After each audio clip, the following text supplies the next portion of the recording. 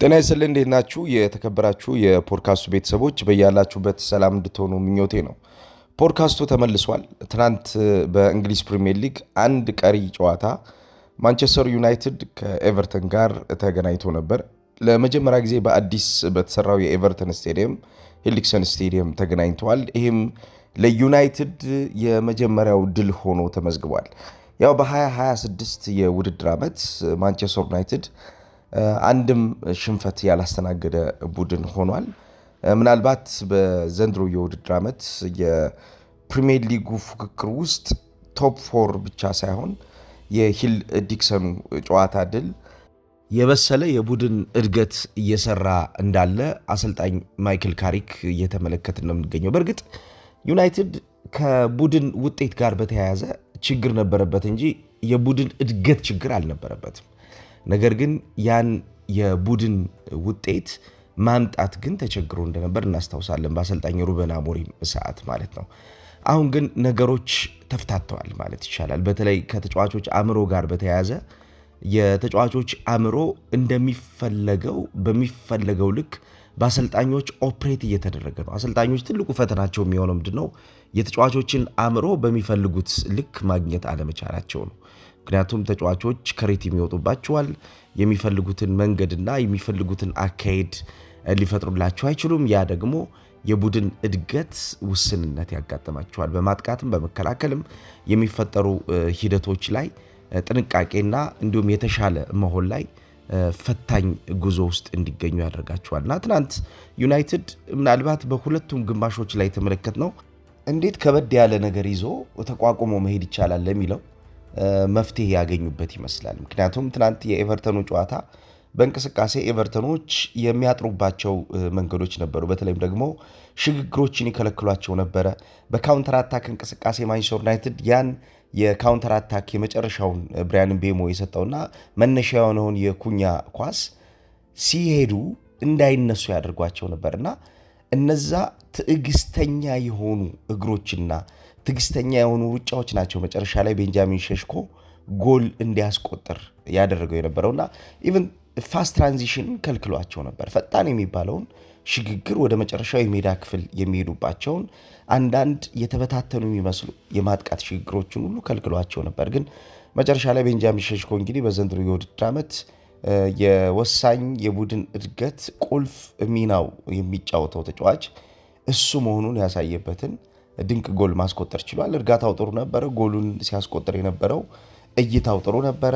በተለይ የግብ ጠባቂውን አቋቋምና አደገኛውን አንግል ያየበት መንገድ ለመከላከል በጣም አስቸጋሪ የሚባለውን እንቅስቃሴ የመረጠበት መንገድ የተጫዋቹን ብስለት የሚያሳይ ነው። በእርግጥ ቤንጃሚን ሼሽኮ በማንቸስተር ዩናይትድ ያው ኤክስፔክት የሚደረገው ነገር ብዙ ነው። ይህ ተጫዋች ሲመጣ ክረምት ላይ የነበረው የአውሮፓ የጎል ስኮሪንግ በተለይም ደግሞ የፋስት ትራንዚሽን የስኮሪንግ ኦፖርቹኒቲ ወይም ደግሞ በጣም ፈጣን የሚባለውን ሽግግር የጎል ማስቆጠር እድሉ በጣም ከፍተኛ ነበር እና በማንቸስተር ዩናይትድ የጨዋታ መንገድ ውስጥ በተለይ የሚቆረጡ የጨዋታ እንቅስቃሴዎችን ይበልጥ በማሳደግ እና እነዛ የሚቆረጡ የጨዋታ እንቅስቃሴዎችን ወደ መጨረሻው የሜዳ ክፍል ላይ ገብቶ በጣም ስርዓት በጠበቀና በተረጋጋ መንገድ እንዲያስቆጥር የማድረግ እድሉ ነበረው። ይሄ ተጫዋች እርጋታው ነበረውና ያን ነው አሁን በቡድን ውስጥ እያደረገ የሚገኘው፣ በስርዓት እየከወነው ይገኛል።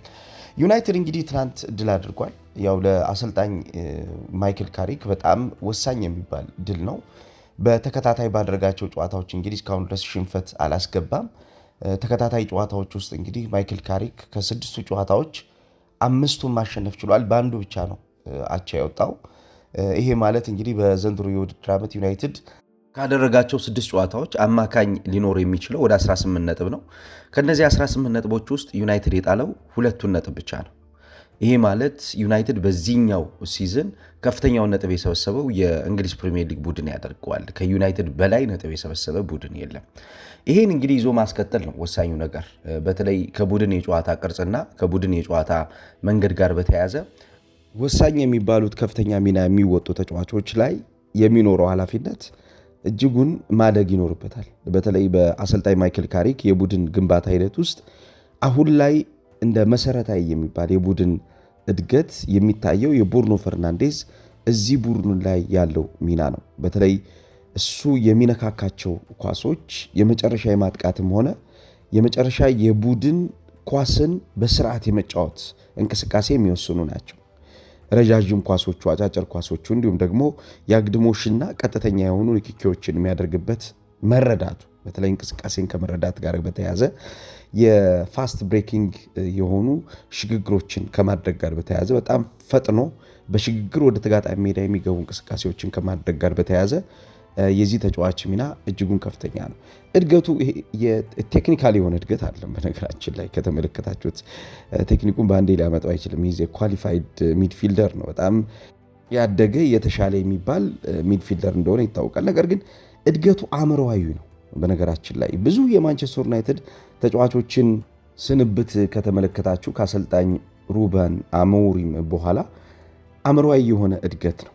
በተለይ ይሄ ከጫና ከነፃነት ጋር የተገናኘ ይመስላል። ምክንያቱም ፕሬዠር ነበረ በአሰልጣኝ ሩበን አሞሪም ውስጥ ከፍተኛ የሆነ ፕሬዠር ነበረ። ከታክቲክ ጋር በተያያዘ ከተጫዋቾች ከሜዳ ላይ ከሚያደርጉት ከሚፈጽሙት ኮሚትመንት ጋር በተያያዘ የሚሸከሙት ጫና በጣም ከፍተኛ ነበረ። እንዲሁም ሚዲያው ከፍተኛ ፕሬዠር ውስጥ ይከታቸዋል። የሚፈለገው ነገር ውጤቱ እየመጣ አልነበረም እና እነዚህ ሁሉ ነገሮች ከአእምሮ ጋር የተገናኘ እጅግ በጣም የተሳሰረ ነገር እንደነበረ ግልጽ ነው። ያ ነገር አሁን ምላሽ አግኝቷል። አእምሮአዊ የሆኑ ጥያቄዎች ምላሽ አግኝቷል በዩናይትድ ውስጥ። ይሄ የቡድኑን አጠቃላይ የሆነ እድገት እየወሰነው ነው የሚገኘው። ለምሳሌ ከማንቸስተር ዩናይትድ ያለፉት 6 ጨዋታዎች ውስጥ አንዱ ፖዚቲቭ የሚባለው ነገር ምንድን ነው? በፋስት ብሬኪንግ ኳሶች ዩናይትድ አውሮፓ ውስጥ ከሚገኙ ቶፕ 3 ቡድኖች መካከል አንዱ ሆኗል። ቶሎ ተደራጅቶ ወደ ማጥቃት እንቅስቃሴ በመግባት የተጋጣሚ እንቅስቃሴ ስትራክቸሩን ሳያገኝ ወይም ደግሞ መልሶ ወደ ቅርጹ ሳይመጣ በማጥቃት ፍጥነት ውስጥ ማንቸስተር ዩናይትድ ከፍተኛ የሆነ ለውጥ አድርጓል። ይሄ የቡድኑ አጠቃላይ የሚያጠቃበት ስትራክቸር ለውጥ ነው። በተለይ ከአማካኝ ወደ አጥቂ የሚደረጉ ሽግግሮች የመፍጠርና እንዲሁም እንቅስቃሴውን የመቆጣጠርና የመምራት ኃላፊነት ያላቸው ተጫዋቾች ሞር አክቲቭሊ ኦፕሬት እየተደረጉ እንደሆነ በግልጽ እየተመለከትን ነው የምንገኘው። ወርደው ዲፕሊ ወርደው አማካኙን ያግዛሉ። እንደገና ወጥተው ደግሞ የመስመር የማጥቃት እንቅስቃሴውን ህይወት እንዲኖረው ያደርጋሉ። ስለዚህ ሁለቱ ላይ ያላቸው ሚና የቡድኑን አጠቃላይ እንቅስቃሴ የመወሰን የቡድኑን አጠቃላይ እንቅስቃሴ እድገት ይበልጥ የተሻለ የማድረግ ስራዎችን እንዲሰሩ እያደረጋቸው ነው የሚገኘውና ዩናይትድ ጥሩ ለውጥ ላይ እንዳለ በሚገባ እየተመለከትን እንገኛለን። ማይክል ካሪክ በእርግጥ በሚመጣው የውድድር ዓመት በቡድኑ ይቀጥላል አይቀጥልም ገና የሚወሰን ውሳኔ ቢሆንም አሁን ላይ ግን ማንቸስተር ዩናይትድ ለሚፈልገው አሁን ላይ ማንቸስተር ዩናይትድ ለነበረበት አደጋ ግን ምላሽ ሰጥቷል። ምክንያቱም ከባድ የሆነ አደጋ ውስጥ እንደነበረ እናውቃለን። ቅድም እንዳነሳውላችሁ ነው ዩናይትድ የኳሊቲ ችግር አልነበረበትም ዘንድሮ።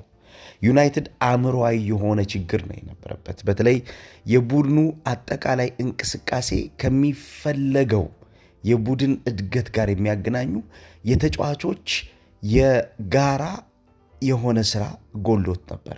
የተጫዋቾች የጋራ የሆነ የመከላከል የተጫዋቾች የጋራ የሆነ አማካኝ ላይ የሚኖረውን የኳስ እርጋታ የመጠበቅ የተጫዋቾች የጋራ የማጥቃት እንቅስቃሴ ላይ ተጋጣሚ በልጦ የሚሄዱባቸውን ሽግግሮች ደጋግሞ ማድረግ ችግር ውስጥ ገብቶ ነበርና ይህንን ማይክል ካሪክ አምጥቶታል። ስለዚህ አንድ አሰልጣኝ ትልቁ ኳሊቲ የሚባለው ያለውን ነገር በማስቀጠል የነበረውን የቡድን ድክመት ማጥፋት ነው። ስለዚህ የነበረውን የቡድን ድክመት አጥፍቶታል አሰልጣኙ። የብሩኖ ፈርናንዴዝን ለምሳሌ አሁን እንቅስቃሴ ብንመለከት ይሄ ተጫዋች በየዓመቱ ያው ጥሩ ጉዞ የሚያደርግ ተጫዋች ነው። የተሻለ ነገር አለው። ሪከርዶቹም ያን ነው የሚያሳዩት። አብዛኛውን ከቡድን እድገት ጋር በተያያዘ የዘንድሮ የውድድር ዓመት የማንቸስተር ዩናይትድ እድገት አንዱ መነሻ ይሄ ተጫዋች እንደሆነ ማየት እንችላለን። አሰልጣኝ ሩበን አሞሪም በዚህ ተጫዋች ላይ ከፍተኛ የሆነ እምነት ነበረው።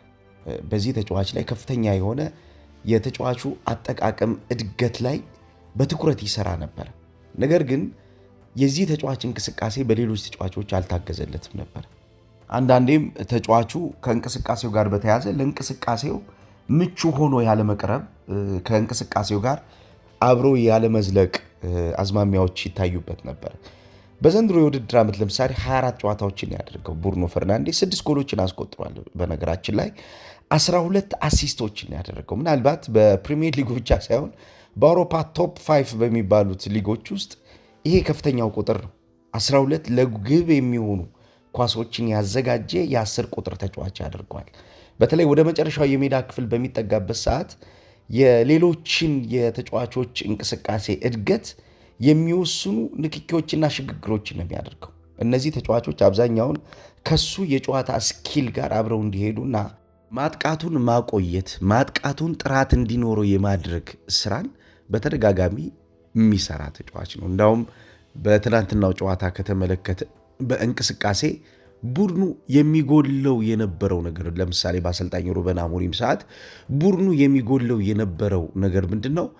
በሚቆረጡም ሆነ በእንቅስቃሴ ህይወት ባላቸው የማጥቃት እንቅስቃሴዎች ውስጥ እንዲሁም በመከላከል አደረጃጀት ማንቸስተር ዩናይትድ የሚፈተነ የነበረው ምንድነው? ትክክለኛውን ቀዳዳ መመልከት አለመቻል። ለምሳሌ ከኮቢ ሜይኖ እና ከካስሚሮ የሚመጣውን ሽግግር ትክክለኛ የሆነ የኳስ መቀበያ አንግል ፈጥሮ በነዛ የኳስ መቀበያ አንግሎች ቀጣዩን ሂደት ማስተካከል። ኮቢ ሜይኖ ለምሳሌ በማጓየር እና በሌን ዮሮ ፊት ላይ በሚቆምባቸው እንቅስቃሴዎች ውስጥ ወይም ካስሚሮ ማጓየር እና በሌን ዮሮ ፊት ላይ በሚቆምበት ሰዓት የሚፈጠሩ ጋፖች ይኖራሉ እና እነዚህን ጋፖች ሁሉ እንዲያስተውሉ ያደርጋቸዋል። ዞሮ ክፍተቶቹን እንዲያዩ፣ እነዚህን ክፍተቶች የቡድን የመጠቂያ አማራጮች እንዳይሆኑ በከፍተኛ የተመላሽ ሽግግሮች ውስጥ ማንቸስተር ዩናይትድ እንዳይጠቃ በማድረግ ከራሱ የጨዋታ ሚና በተረፈ የቡድን ጓደኞቹን እንቅስቃሴ ሁሉ ይቆጣጠራል። ይሄ ትልቅ ኳሊቲ ነው ለአንድ የ10 ቁጥር ሚና ተጫዋች። ለምን ታዲያ በሩበን አሞሪም ሰዓት አላደረገውም የምትሉ ልትኖሩ ትችላላችሁ። እዛ ላይ የነበረው ብሩኖ ፈርናንዴስ አእምሯዊ የሆነ ብሬንስቶርም መደረግ ነበረበት። ቡድኑ ከፍተኛ የሆኑ ጫናዎች ውስጥ ነበሩ። እሱም ተናግሯል። ጫናዎቹ የሚያደበዘዙ ናቸው ብሏል። የሚያጠፉ ጫናዎች ነበሩት ዩናይትድ። አሁን ላይ ያ የሚያደበዝዘው የሚያጠፋው ጫና ተገፏል። ለዚህ ነው ዩናይትድ በየጨዋታዎቹ አሁን የተሻለ ፐርፎርም፣ የተሻለ እድገት፣ የተሻለ ለተጋጣሚ አስቸጋሪ የሆኑ የጨዋታ ቀናቶችን እየሰጡ የሚገኙት ማለት ነው።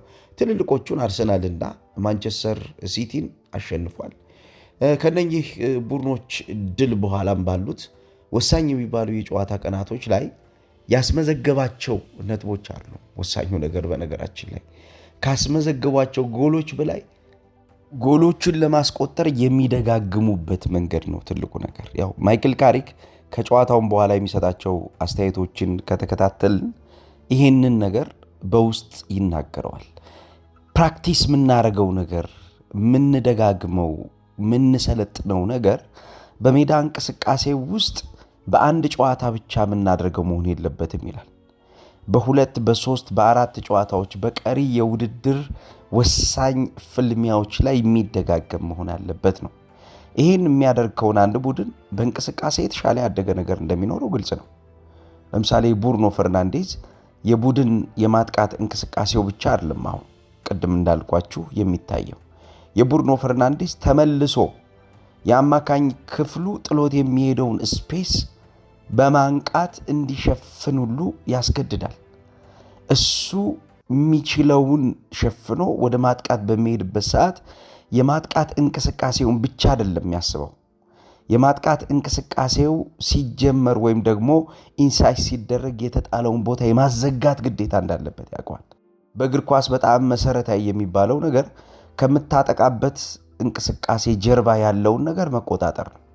ምክንያቱም ማጥቃቱ የተሟላ ማጥቃት ላይሆን ይችላል። ማጥቃቱ በጣም ስል የሆነ የሚቆርጥ ማጥቃት ላይሆን ይችላል። ስለዚህ የተሟላ ወይም ደግሞ በጣም የሚቆርጥ ስል የሆነ ማጥቃት ካልሆነ ተመላሽ የሆኑ ሁኔታዎች ይኖራሉ ማለት ነው። ሪተርን ቦል ሲቹዌሽን የሚሏቸው ማለት ነው። ስለዚህ በእነኚህ ሲቹዌሽኖች ውስጥ የማንቸስተር ዩናይትድ ተጫዋቾች ተመልሰው ወዲያውኑ የሚፈጠሩትን ስፔሶች እንዲዘጉና አደገኛውን ነገር እንዲቆጣጠሩ የማድረግን ስራ ደርቦ የሚሰራ ተጫዋች ነው ብሩኖ ፈርናንዴስ። ትናንት በአማካኝ ክፍል የነበረውን ዶሚናንሲ ከተመለከታችሁት የተበለጡባቸው ሞመንቶች ነበሩ። የማንቸስተር ዩናይትድ የትናንትናው ድል እንዲሁ በማንቸስተር ዩናይትድ ሙሉ ብልጫ የተገኘ አልነበረም። ብልጫዎች ነበሩ። ለምሳሌ አማካኝ ክፍል ላይ ባለልምዱ ኢድሪሳ ጋና ጋይ በጣም ጥሩ የሚባል ፕሮግሬሲቭ የሆኑ ተውት ነበረው። ይሄ ከንዳዬ እንዲሁም ከዶስብሪ ሃልና ከሱ ጎን ለተቀመጠው ለነ አርምስትሮንግ የሚሰጣቸው ፍጥነት፣ የአእምሮ ፍጥነት ኤክስኪዩሽን ምንለው ማለት ነው፣ በጣም ወሳኝ የሆነ አንግል ነበር። እንዳውም ከመጨረሻው የማጥቃት እንቅስቃሴ እነ ጄምስ ጋርነር ሁሉ ተመልሰው መጥተው አማካኙን ሁሉ እንዲያግዙ ያደርጉ ነበር ኤቨርተኖች። ይሄ በኢድሪሳ ጋና ጋይ የሚመራው አማካኝ የማንቸስተር ዩናይትድን ድክመት ነበር የሚፈልገው። ያ ድክመት ግን እንዳይፈጠር ብሩኖ ፈርናንዴዝ ከጀርባው የነበሩትን ነገሮች በሙሉ ይመራ ነበር። ያው ሬት የተደረገበት ቁጥር ዝቅ ያለ ቢሆንም ጌሙን ማኔጅ ያደረገበት መንገድ ግን ሁለቱ ተጫዋቾች ገነው እንዲወጡ አድርጓቸዋል ብዬ አስባለሁ። ከመስመር በኩል ሉክሾ ገኖ እንዲወጣ አድርጎታል። ሉክሾ በማጥቃቱ ይሳተፍ ነበረ። በማጥቃት እንቅስቃሴ ውስጥ የሚፈጥራቸው ነገሮች በጣም ያደጉ ነበሩ። እንዲሁም ዳሎ ትናንትና በጣም ጥሩ ነበር። ከሱ ጎን የነበረው ሌኒ ዮሮ በራሱ ከነ ካስሚሮ ጀርባ ሆኖ የሚሰራው ስራ ማንቸስተር ዩናይትድ በዘንድሮ የውድድር ዓመት ቀጣይ ጨዋታዎች የሚደጋግመው የሚያድግ ፓተርን እንዳለ የሚያሳይ ነው። ስለዚህ ለዩናይትድ በጣም ትልቅ ውጤት ነው። ከውጤቱ በላይ ግን ለዩናይትድ በጣም ወሳኙ የሚባለው እንቅስቃሴው ነው። አሁን ዩናይትድ 48 ነጥቦችን ይዞ አራተኛ ደረጃ ላይ መጥቷል። ከቼልሲ ያው በ3 ነጥብ በልጧል። ከአስቶን ቪላ ጋር ያለው የነጥብ ልዩነት ወደ 3 ጠቧል። ይሄ ከፍተኛ የሆነ ለውጥ እያመጣ እንዳለ የሚያሳይ ነው። ዩናይትድ የቁጥር የአሃዝ ለውጦችን አምጥቷል። የእንቅስቃሴ ለውጦቹም እንዳለ ሆኖ ማለት ነው። ስለዚህ በዩናይትድ የቡድን እድገት ውስጥ አሁን ላይ ያለው እንቅስቃሴ ለማይክል ካሪክም ሆነ አደጋ ውስጥ ለነበረው ዩናይትድ ፖዚቲቭ ነገር የሚሰጥ ነው ማለት ነው። የሚመጣው የውድድር ዓመት ያው የቻምፒየንስ ሊግ ተሳትፎን ማረጋገጥ ይፈልጋሉ። ዩናይትዶች ቶፕ 4 ውስጥ ገብተው ማጠናቀቅ ይፈልጋሉ። ከዚህ ጨዋታ በፊት 13 ቀን አርፈው ነው የመጡት። 13 ቀን ማረፉ በራሱ ከሪትም እንዳይወጡ አያደርጋቸውም የሚል ጥያቄ ነበረው። እንዳውም ይሄን ጥያቄ ለማይክል ካሪክ ሁሉ ጠይቀውት ነበረ ከጨዋታው በፊትና ይሄንን ማኔጅ የምናደርግበት የራሳችን መንገድ አለ ብሏል። በተለይ ተጫዋቾች ጂም ውስጥ እንዲያሳልፉ ትሬኒንጎችን ደጋግመው በተለይ የጌም ትሬኒንጎችን የጨዋታ ልምምዶችን እንዲሰሩ ረጅም የጨዋታ ልምምዶችን እንዲሰሩ በማድረግ የጨዋታ ሜንታሊቲ ውስጥ የቆዩ ያክል እንዲሰማቸው፣ ምክንያቱም ከጌም ስለሚርቁ የምታደርገው ጌም የሚሆነው የጌም ትሬኒንጎችን ነው የምትሰጣቸው። ስለዚህ ከጨዋታ የራቀ ስሜት አይነት እንዳይኖራቸው ለማድረግ እየሞከርን ነው የሚል አስተያየት ሰጥቷል ማይክል ካሪክ። በእርግጥ ዩናይትድ ረጅም እረፍት ነው የሚያደርገው።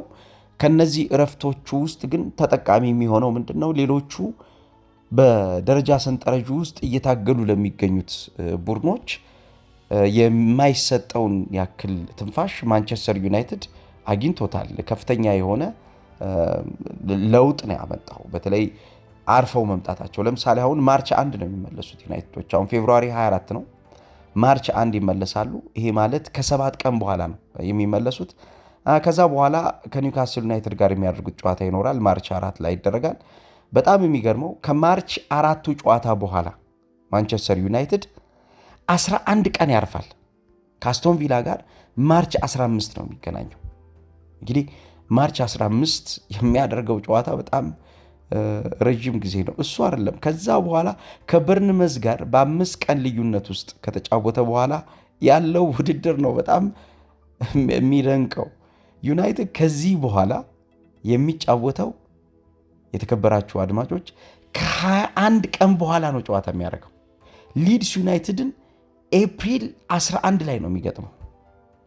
ኤፕሪል 11 ማርች 20 የተጫወተ ኤፕሪል 11 ነው ሊድስ ዩናይትድ የሚገጥመው። 21 ቀናት አይኖርም ዩናይትድ ውድድር ላይ። ይሄ በዘንድሮ የውድድር ዓመት ከኤፍኤ ካፕ ከሊግ ካፕ ውድድሮች መውጣቱ ቀድሞ መውጣቱ ያመጣበት ጫና ነው። ያው ስለ ውድድር በተመለከተ እንዳውም ሪዮ ፈርዲናንድ ስለዚህ ጉዳይ ተጠይቆ የተናገረው ነገር ለዚህ አንድ ትልቅ ፖይንት የሚሰጥ ይመስለኛል። ዩናይትድ በዘመኑ እንደዚህ አይነት የተቆራረጠ የውድድር ጊዜ አሳልፎ አያውቅም ብሏል። እንደዚህ 15-20 ቀን ከውድድር እየራቀ ጨዋታዎችን ያደረገበትን ጊዜ አላስታውስም የሚል አስተያየት ሰጥቷል ሪዮ ፈርዲናንድ። እና በትክክልም ማንቸስተር ዩናይትድ አሁን ፊል የሚደረገው ነገር ምንድነው? የተቆራረጠ የውድድር ስትራክቸር ላይ ነው ያለው። ይሄ የተቆራረጠው የውድድር ስትራክቸር ማንቸስተር ዩናይትድን ያቀዘቅዘዋል። ነገር ግን እንደ ቡድን ግንባታ ማይክል ካሪክም እንደተናገረው ዋናውና ትልቁ ነገር ይህንን ውድድር በጥሩ ስሜት ውስጥ ሆነን ማጠናቀቃችን ነው። ይሄ ውድድር የተሻለ የሚመጣው ዓመት የተሻለ ነገን the better tomorrow ነው ያለው። የተሻለ ነገር የምንፈልግበት ውድድር ዓመት ነው የሚል አስተያየት ሰጥቷል። በእርግጥም ለዘንድሮ የውድድር ዓመት ዩናይትድ አንድ የሚያተርፈው ነገር ምንድነው? የተጫዋቾቹን ፐርፎርማንስ የተሻለ ኤክሲድ አድርጎ ለሚመጣ የውድድር ዓመት መምጣት ነው። ለምሳሌ ትናንት ማይክል ካሪክ በጣም ካደነቃቸው ተጫዋቾች መካከል ግብ ጠባቂው ሴን ለመንስ ይገኝበታል። ትናንት በጣም ወሳኙ ተጫዋች እንደነበረ በእንቅስቃሴ ተመልክተናልና ማይክል ካሪክም ስለዚህ ተጫዋች እንዲሁ ሐሳቡን አስቷል። በተለይ ኤሪያውን አካባቢውን የሚመራበት መንገድ ከኋላ የሚመጡ አደጋዎችን ከፊቱ የቆሙ ተጫዋቾች እንዲያሸቷቸው ቀድመው እንዲያዩዋቸው ይሄን the greatest win ያለው ማይክል ካሪክ በጣም አስቸጋሪ ጨዋታ ስለነበረ the greatest win ያለውን ጨዋታ በድል እንዲያጠናቅቁ ያደርግ የነበረበትን መንገድ አድንቆታል። በጣም የተሻለ ነገር ነው የሰጠን። ይህን የተሻለውን ነገር ደግሞ በዚህ የውድድር ዓመት በእያንዳንዱ ተጫዋቾቻችን ውስጥ እየተመለከትን ነው። እድገት አለው። ይህን የእያንዳንዱን የተጫዋቾቻችን የፊዚካል የሜንታል ጥንካሬ ይበልጥ አሳድገን ለሚመጣው የውድድር ዓመት ተሽሎ መቅረብ ወሳኙ ነገራችን ነው የሚል አስተያየት ሰጥቷል። በእርግጥም በካሪክ የጨዋታ እቅድ ውስጥ አሁን 10 ቁጥር ሚና ኦፕሬት እየተደረገበት ያለው መንገድ በጣም ስኬታማ ነው። ቀደም ሲል ስለ ቡርኖ ፈርናንዴዝ አንስቼላችኋለሁ። የተሻለ ነገር ቡርኖ ፈርናንዴዝ እየሰጠ እንዳለ ተመልክተናል። በዚህ የውድድር ዓመት የቡርኖ የአሲስት ቁጥር ከፍተኛ ሆኗል። ባሳለፍነው የውድድር ዓመት ለምሳሌ ቡርኖ ፈርናንዴዝን ብንወስድ የነበረው አሲስት አጠቃላይ በ36 ጨዋታ 10 አሲስት ነበር፣ 8 ጎሎችን ነበር ያስቆጠረው። ዘንድሮ ቡርኖ ፈርናንዴዝ አሁን በፕሪሚየር ሊጉ 24ኛ ጨዋታውን ያደረገው 12 አሲስት አድርጓል። ይሄ ማለት የዘንድሮ ስታቱ ምን ያክል ያደገ ስታት እንደሆነ ነው። በ24 ጨዋታ 6 ጎሎችን ማስቆጠር ችሏል። ይሄ ከፍተኛ የሆነ የቁጥር እድገት እንዳለው የሚያሳይ ነው። አምና 36 ጨዋታ አድርጎ 18 ጎሎች ላይ ተሳትፏል። ዘንድሮ 24 ጨዋታዎችን አድርጎ 18 ጎሎች ላይ ተሳትፏል። ጎል አስቆጥሯል፣ ለጎል የሚሆኑ ኳሶችን አዘጋጅቷል። 6 ጎል አስቆጥሯል፣ 12 ለጎል የሚሆኑ ኳሶችን አዘጋጅቷል። ዘንድሮ ባሳለፍነው የውድድር ዓመት 10 አሲስቶችና 8 ጎሎችን በ36 ጨዋታ ነው ያደረገው። ይሄ ለውጥ እንዳለ የሚያሳይ ነው። ለምሳሌ ከ2 ዓመት በፊት የነበረውን የቡርኖ ሚና እንመልከተው። 23-24 ላይ አጠቃላይ በ35 ጨዋታ 10 ጎሎችና 8 አሲስቶች ነው የነበሩት። ይሄ ማለት ዘንድሮ እያስመዘገበ ካለው ሪከርድ በጣም የራቀ እንደሆነ የሚያሳይ ነው። ስለዚህ እንደ ቡድን ያደገ ነገር ለቡድኑ መስጠት፣ እንደ እንቅስቃሴ የግል እንቅስቃሴው ያደገ ነገር የመስጠት የተሻለ ሐሳብ መጥቷል እና ይህንን ፖዚቲቭ ነገር ይዘን መቀጠል ወሳኙ ነገር ነው። ትልልቅ ጨዋታዎች የምናሸንፍባቸው ፖዚቲቭ ነገሮችን እንጨምራለን ሲል ማይክል ካሪክ ሐሳቡን ሰጥቷል። ትናንትና የነበረውን ጨዋታ እስኪ እናንተ እንዴት አያችሁት? ሐሳብ ስጡበት። የማንቸስተር ዩናይትድ ፖዚቲቭ ነገር ምንድን ነው? እስኪ ፖይንት አውት አድርጉና ሐሳብ ስጡበት። ጥሩ ቀን ይውላችሁ።